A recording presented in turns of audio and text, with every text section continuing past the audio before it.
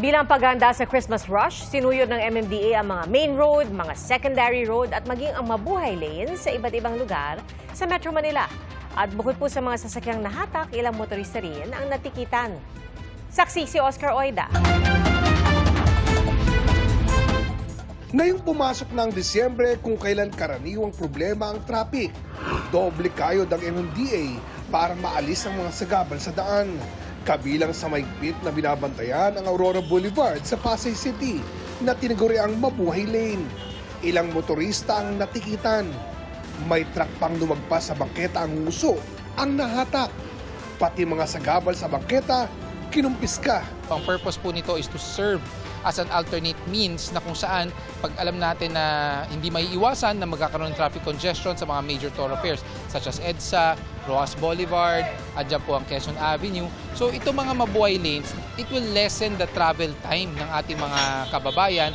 Di rin pinalagpas ng MMDA ang mga secondary road tulad na lang ng Chino Ross Extension sa Taguig. Natikitan din ng ilang motorista. Hinatak ang ilang sasakyang alanganin ang pagkakaparada.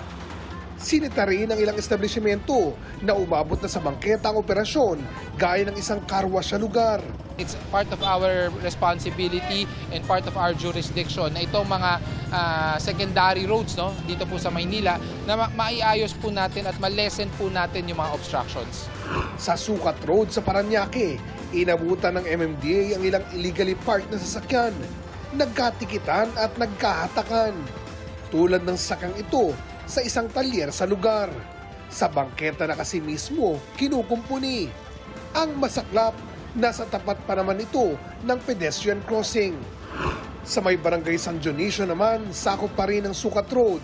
Sa may tulay pa mismo pumarada ang ilan, kaya nahatak din. Wala rin kawala ang ilang sasakyang ipinarada pa sa ilalim ng footbridge. Ang Sukat Road ay isang major artery ng Parañaque at Southern Metro Manila. Kaya pag mabagal dito, automatic delayed na ang biyahe sa buong South. Apektado pati ang paliparan.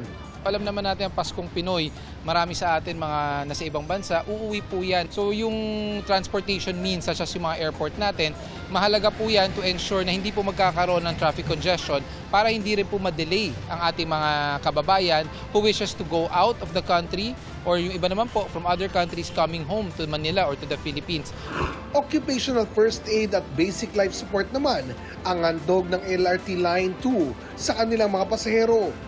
Sa pamamagitan niya ng inilunsad na automated external defibrillator na idineploy sa lahat ng LRT2 station at sa loob ng mga tren nito. Ang mga portable na makinang magagamit sa pagresponde sa mga pasahero kung atakihin sila sa puso.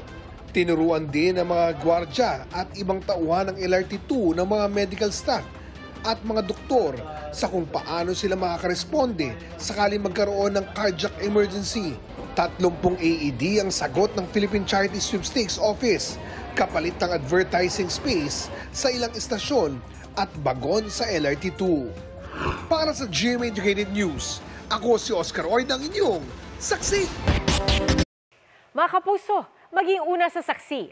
Mag-subscribe sa GMA Integrated News sa YouTube para sa iba't ibang balita.